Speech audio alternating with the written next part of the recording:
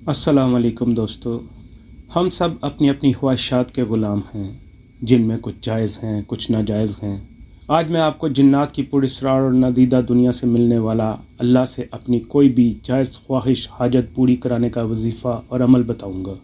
जिन्नात अपनी लंबी उम्र के बायस सदियों तक इंसानी दुनिया के मुख्तलिफ़ ममालिक बिलखसूस बर्र-ए-सग़ीर पाक व हिंद के उलमाए दीन की खिदमत करते आए हैं और आज भी कर रहे हैं, लेकिन हमारी नज़रों से ओझल हैं। ये जिन्नात साल हर साल की खिदमत का सिला ऐसे मोती, ऐसे वज़ाइफ की सूरत में पाते हैं जिनके अंदर सारी कायनात के राज हैं, सारी कायनात के ख़जाने हैं और सारी जायज़ ख्वाहिशात और हाजात की तकमील है। ये वज़ाइफ इन राज़ों, इन ख़जानों की कुंजियाँ हैं, लेकिन इंसानों को उनसे फैज़ पाने के लिए यकीन और तवक्कुल का वो दर्जा चाहिए जिससे ये राज और ख़जाने इंसानों पर खुल जाएं। जिन्नात जब किसी अल्लाह वाले से कोई वजीफ़ा, कोई अमल पाते थे तो उस यकीन और इस तवक्कुल के साथ कि ये हक़ है और उसको बताए गए तरीके से अमल करने से हमें इसका पूरा फैज़ मिलेगा, और वो इसका फैज़ पाते रहे हैं और पाते हैं। हर वजीफ़े का एक ज़ाब्ता है जिसके मुताबिक उसको किया जाता है, और हर वजीफ़े के ज़ाब्ते में यकीन के बाद सबसे अहम चीज़ सब्र है। जिस वजीफ़े को यकीन और सब्र से किया जाए वो बहुत कम नाकाम होता है। JKPD में अलामा अपने एक जिन्नाती सफ़र के बारे में लिखते हैं कि एक दफ़ा मैं जिन्नात के गिद्धनुमा उड़न खटोले में सफ़र कर रहा था। दोस्तों, यहाँ कुछ वजाहत कर दूँ कि ये उड़न खटोला और कुछ नहीं बल्कि जिन्नात की दुनिया के हवाई जहाज़ हैं, जिनका ज़िक्र अक्सर अलिफ लैला की कहानियों में सुनने को मिलता है, जिनको बहुत सारे लोग सिर्फ तसव्वुराती हवाई सवारी समझते थे। जिन्नात कोई जाहिल और बेवकूफ़ कौम नहीं है, बल्कि उनकी अपनी तहज़ीब, अपना कल्चर, अपनी एक मुकम्मल सिविलाइजेशन है, एक डिवाइन कोड ऑफ लिविंग है, एक मुकम्मल आसमानी ज़ाब्ता हयात है। उनकी साइंस और टेक्नोलॉजी इंसानों की साइंस और टेक्नोलॉजी से बहुत आगे की चीज़ है। वो इस मैदान में हमसे सदियों बल्कि हज़ारों साल आगे हैं, जिसकी दलील उनका इंसानों से हज़ारों साल पहले से इस दुनिया में मौजूद होना है। इस सफ़र से हमें एक और इंकशाफ होता है कि जिन्नात की सवारी भी जिन्नात की डायमेंशन में ही ट्रैवल करती है, और इसलिए हमें कभी आसमान पर जिन्नाती उड़न खटोले उड़ते नज़र नहीं आते। रही अलिफ लैला की बात, तो वो इस दौर की कहानियाँ हैं जब इंसान और जिन्नात में कम्युनिकेशन एक आम चीज़ थी। अलिफ लैला पर फिर बात करेंगे, इसमें बहुत से राज और इल्म छुपा है। अब हम सफ़र की तरफ आते हैं। हमारे इर्द गिर्द एक तारीक आसमान, एक लामहदूद फ़ज़ाए बसीत थी, सन्नाटा और खामोशी थी। हमारा सफ़र मुसलसल जारी था। उड़ते उड़ते आखिरकार अफ्रीका के ऐसे जंगल में पहुँचे जहाँ ऐसे इंसानी कबाइल आबाद हैं जो ब्राह्मण रहते हैं।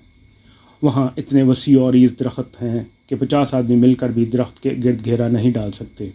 इन दरख्तों पर बेशुमार जिन्नात का बसेरा है जो इस जंगल में रहते हैं।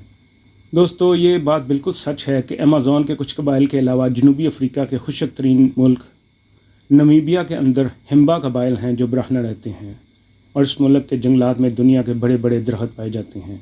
और इन दरख्तों पर जिन्नात का बसेरा क्यों नहीं होगा कि यह हित्ता क़ब्ल अज़ तारीख़ के ज़माने से ताल्लुक़ रखता है। यकीन के साथ तो नहीं, लेकिन मेरा गुमान है कि ये जंगल इसी खित्ते का हो सकता है।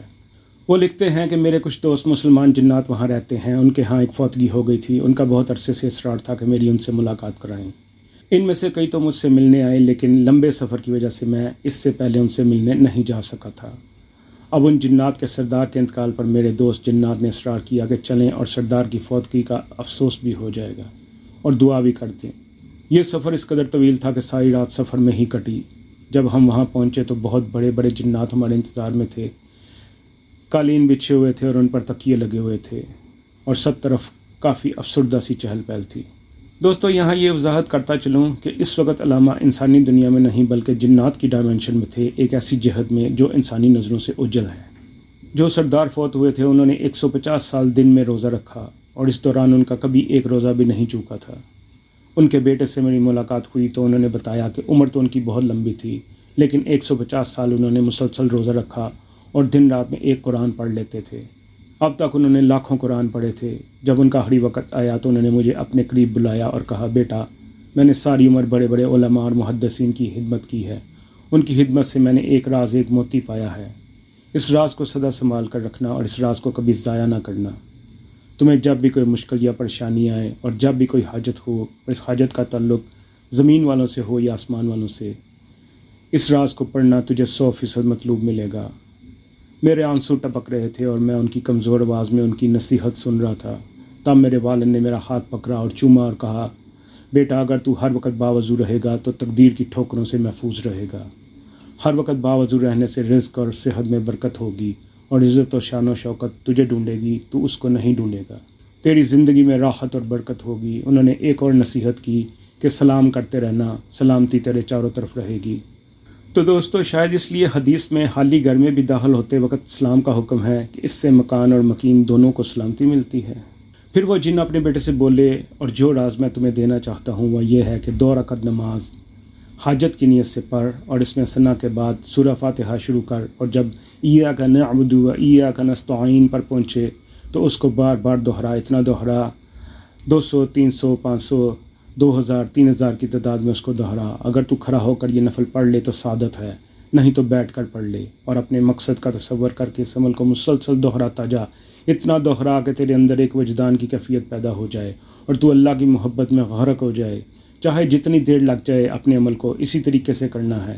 پھر کوئی صورت میں لا کر رکعت پوری کر، اور پھر جب دوسری رکعت میں ایاک نعبد و ایاک نستعین پر پہنچے تو پھر اس کو اپنے مطلوب اور اپنے مقصود کا سخت تصور کر کے دہرا، اور بہت زیادہ دہرا۔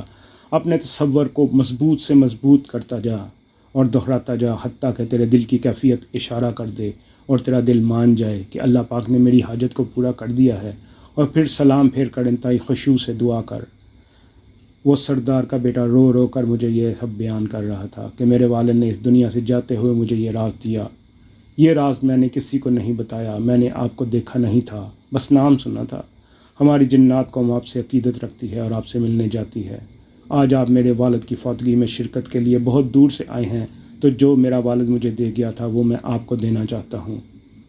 کتاب کے مصنف فرماتے ہیں کہ میں نے اس جوان جن کا شکریہ ادا کیا کہ اس نے اپنے مرحوم والد کا تحفہ مجھے دیا۔